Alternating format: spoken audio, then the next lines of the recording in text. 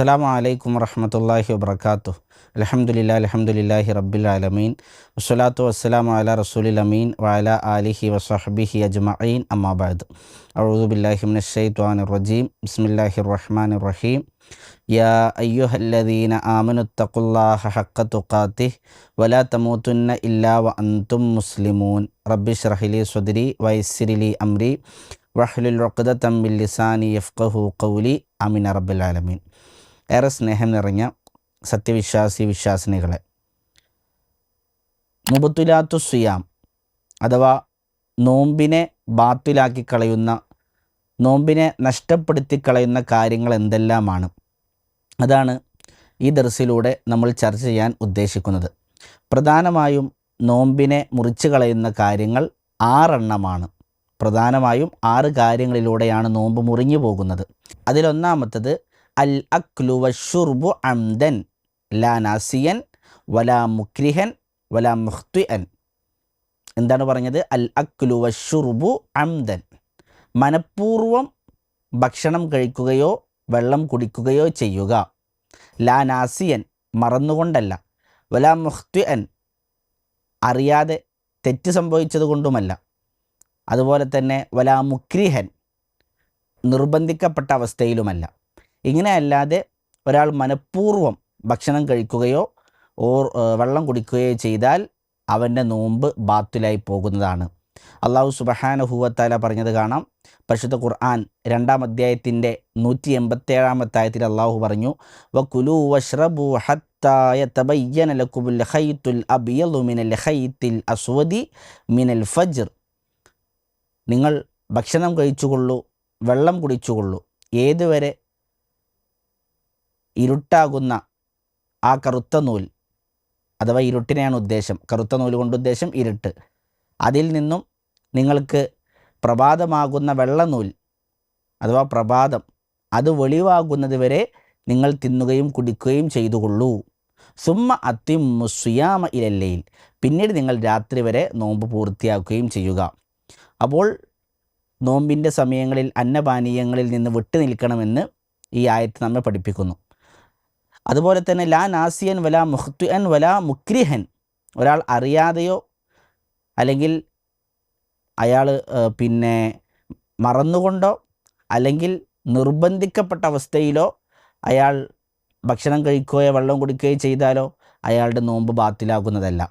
കാരണം റസൂലുള്ളാഹി സ്വല്ലല്ലാഹു അലൈഹി വസല്ലം തങ്ങളുടെ ഹദീസിൽ കാണാം, ഇന്നല്ലാഹ വലഅ അൻ ഉമ്മത്തി അൽ ഖത്അ വന്നിസ്യാൻ വമസ്തുക്രിഹു അലൈഹി.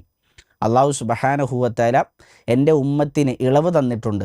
ഏതെല്ലാം വിഷയത്തിൽ? അവർക്ക് മറവി സംഭവിച്ച വിഷയത്തിലും തെറ്റുപറ്റിയ വിഷയത്തിലും അവർ നിർബന്ധിക്കപ്പെട്ട അവസ്ഥയിലും. അപ്പോൾ ഈ അവസ്ഥയിലാണ് വെള്ളം കുടിച്ചത്, ഭക്ഷണം കഴിച്ചത് എങ്കിൽ അതുകൊണ്ട് പ്രശ്നമില്ല എന്നർത്ഥം. ഇനി നോമ്പ് മുറിയുന്ന 2-ാമത്തെ കാര്യം മാ കാന ബിമാനൽ അക്ലി വശുർബ്, ഭക്ഷണം കഴിക്കുകയോ വെള്ളം കുടിക്കുകയോ ചെയ്യുക എന്ന അർത്ഥത്തിലുള്ളതും. ആദ്യം നമ്മൾ പറഞ്ഞത് ഭക്ഷണം കഴിക്കലും വെള്ളം കുടിക്കലും, ഇപ്പോൾ പറഞ്ഞത് ഭക്ഷണം കഴിക്കുക വെള്ളം കുടിക്കുക എന്ന അർത്ഥത്തിലുള്ളത്. എന്താണ് അങ്ങനെ പറഞ്ഞാൽ? അഥവാ ഈ കാലഘട്ടത്തിൽ, ആധുനിക കാലഘട്ടത്തിൽ നമുക്കറിയാം, ഭക്ഷണം നമ്മുടെ ശരീരത്തിലേക്ക് എന്താണോ നമുക്ക് നൽകുന്നത്, ഊർജ്ജമാണ്. അതുപോലെ ഊർജ്ജം നൽകാൻ കഴിവുള്ള മറ്റു ചില വസ്തുക്കൾ കൂടി ഉണ്ട്. ഉദാഹരണത്തിന് നമ്മൾ ആശുപത്രിയിലൊക്കെ പോയി ഗ്ലൂക്കോസ് കയറ്റാറുണ്ട് അല്ലേ? അതുപോലെ തന്നെ ശരീരത്തിന് ഉന്മേഷം ലഭിക്കുന്ന, ഊർജ്ജം ലഭിക്കുന്ന രൂപത്തിലുള്ള സിറിഞ്ചുകൾ, ഈ രൂപത്തിലുള്ളതെല്ലാം നോമ്പിനെ ബാത്തിലാക്കി കളയും. അതാണ് ഭക്ഷണം കഴിക്കുകയും വെള്ളം കുടിക്കുകയും ചെയ്യുക എന്ന അർത്ഥത്തിലുള്ളത് എന്ന് പറഞ്ഞതുകൊണ്ട് ഉദ്ദേശം. അപ്പോൾ ഭക്ഷണ പദാർത്ഥങ്ങൾ അത് യഥാർത്ഥ ഭക്ഷണത്തിൻ്റെയോ വെള്ളത്തിൻ്റെയോ രൂപത്തിലല്ലാതെ മറ്റേതെങ്കിലും രൂപത്തിലാക്കി ശരീരത്തിന് ഉന്മേഷവും ഊർജ്ജവും എല്ലാം ലഭിക്കുന്ന രൂപത്തിൽ ശരീരത്തിനുള്ളിലേക്ക് പ്രവേശിപ്പിച്ചാലും, അത് ഗ്ലൂക്കോസ് കയറ്റലിലൂടെയോ സിറിഞ്ച് കുത്തിവെച്ച് ആ രൂപത്തിലുള്ളതൊക്കെ ആയാൽ അത് നോമ്പിനെ ബാത്തിലാക്കുന്നതാണ്. എന്നാൽ നമുക്കറിയാം, കേവലം നമ്മൾ സാധാരണ ആശുപത്രിയിൽ ചെന്നാൽ മരുന്ന് എന്ന രൂപത്തിൽ സിറിഞ്ച് വെക്കാറുണ്ട്. അത് കേവലം മരുന്ന് എന്ന രൂപത്തിലാണ്.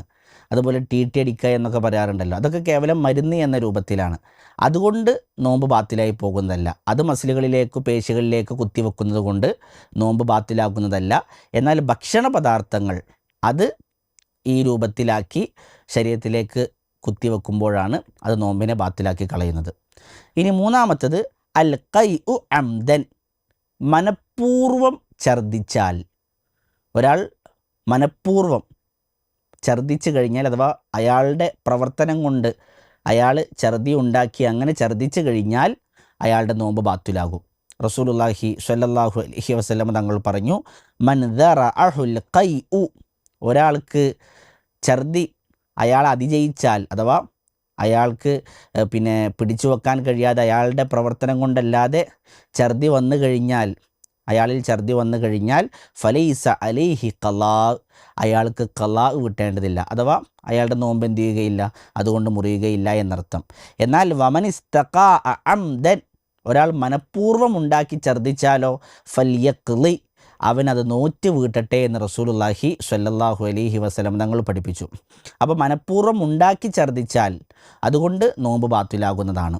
അതുപോലെ തന്നെ നാലാമത്തെ കാര്യം അൽ ജിമാഉ, ഭാര്യയും ഭർത്താവും ലൈംഗിക ബന്ധത്തിൽ ഏർപ്പെടലാണ്.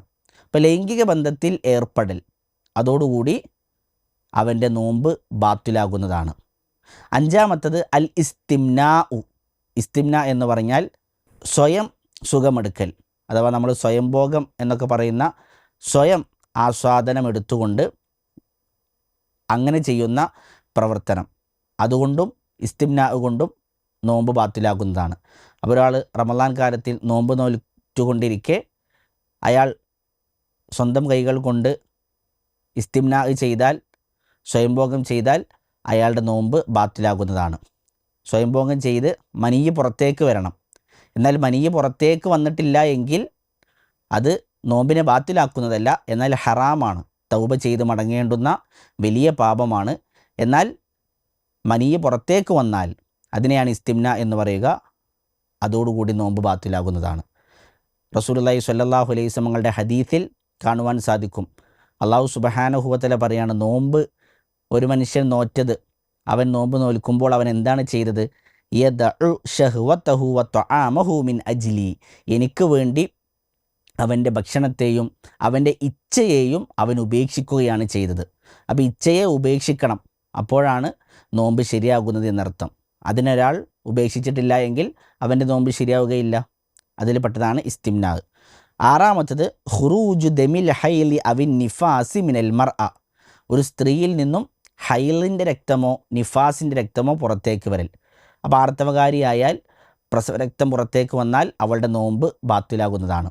റസൂലുള്ളാഹി സ്വല്ലല്ലാഹു അലൈഹി വസല്ലം സ്ത്രീകളോട് ചോദിക്കുന്നുണ്ട്, അലൈസ ഇദാ ഹാലത്ത് ലം തുസല്ലി വലം തസും, നിങ്ങൾ ആർത്തവകാരിയായാൽ നിസ്കരിക്കുകയില്ലല്ലോ, നോമ്പ് നോൽക്കുകയില്ലല്ലോ?